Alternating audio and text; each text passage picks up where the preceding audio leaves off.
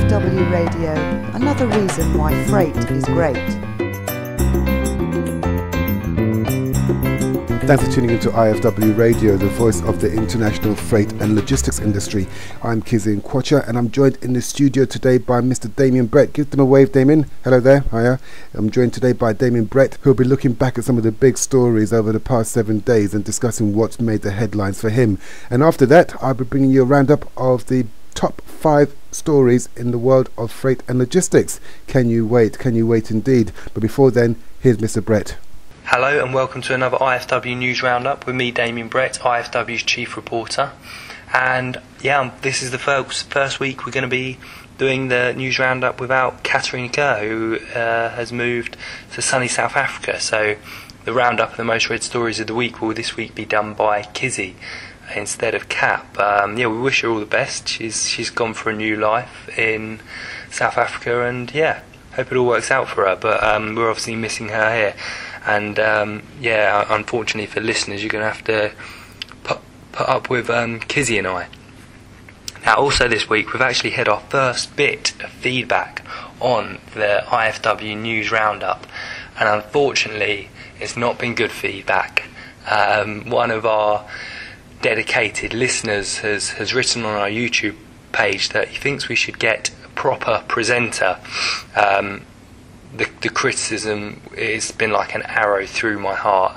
It's really affected me. So I hope I managed to make it through this week's podcast. Not really. It's good to get feedback. And I quite like how rubbish our podcasts are because, it makes it not quite so serious. But if anyone else wants to leave feedback on the YouTube page, you're more than welcome. Anyway, the big story of the week this week's obviously been what's been going on in the European economies and also the US economy and the fears that's sparking over what could happen when it comes to container imports and exports. There's been a lot of talk that Italy and Spain may default on payments, which could destroy consumer confidence, and those kind of sentiments have been rounded up by the European Port Tracker report, which analyses import and export volumes at European ports. So the European Port Tracker report, which is produced by Hackett Associates and the Bremen Institute of Shipping Economics and Logistics, said that European import and export container growth at deep sea ports has continued to weaken and will only get worse. The report showed that European import volumes reached 1.99 million TEU in May, while export volumes reached 1.44 million TEU. This represents a 1.5% and a 1.9% increase respectively over April, but a decline on volumes recorded in March, which was the high for the year. Ben Hackett, who is the founder of Hackett Associates, said the debt crisis in Greece, combined with the spectre of Italy and Spain defaulting, was destroying what little consumer confidence existed. He said there would probably be more austerity measures, as any bailouts would need to be paid for. He said, "We are now faced with the spectre of Italy, Spain, Portugal and Ireland all having to adjust their fiscal policies and wondering whether the EU can afford to come to the rescue. As a result," he said, "we face consumer uncertainty and reduced spending, as well as the possibility of major financial recession where countries, not just their banks, default."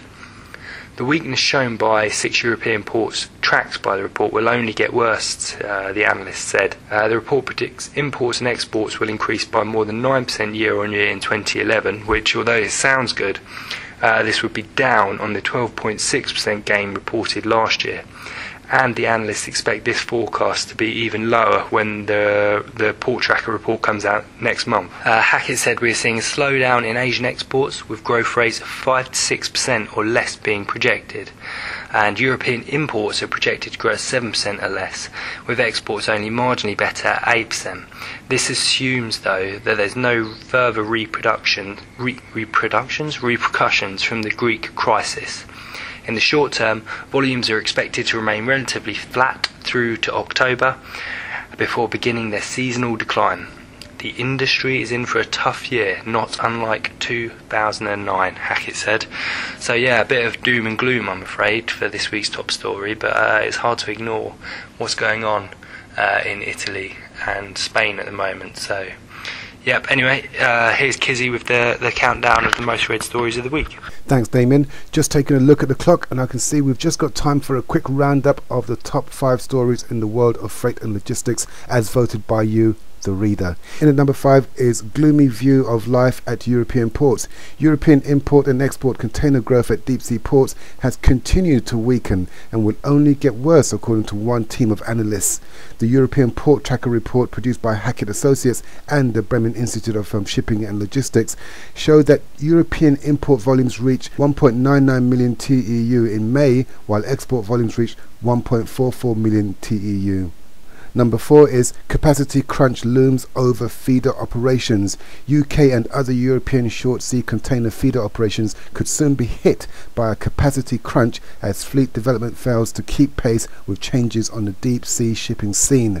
A senior executive at Hamburg-based Team Lines, which has a fleet of about 18 vessels connecting around 30 European ports from the Baltic to the Mediterranean, said he was concerned that deep-sea vessels were getting larger while there was limited development in the size and number of feeder ships. At number 3 we have new kids on European short sea block. The North Europe short sea and feeder sector is unfazed by Maersk's new rival service Seago. Details about Seago have been hard to come by, as the carrier has adopted a low-key approach to its launch, although its website claims the line will be one of Europe's largest short sea and feeder operations. The second biggest story of the week is rates pick up as carriers bring in new price rises. Rates on services from Asia to Europe picked up last week for the first time this year, just prior to carriers bringing in price increases this week. According to the Shanghai Containerized Freight Index, all-in spot rates on services from Asia to Europe reached $806 per TEU last week from $800 per TEU the week before. But by far the biggest story of the week has to be another cargo aircraft carrying batteries crashes. Another cargo aircraft carrying lithium batteries caught fire and crashed last week, killing both pilots.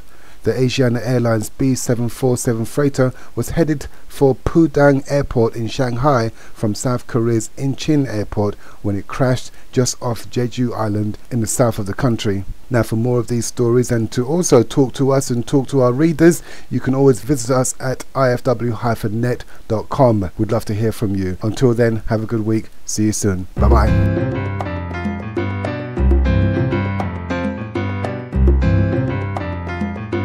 IFW Radio, another reason why freight is great.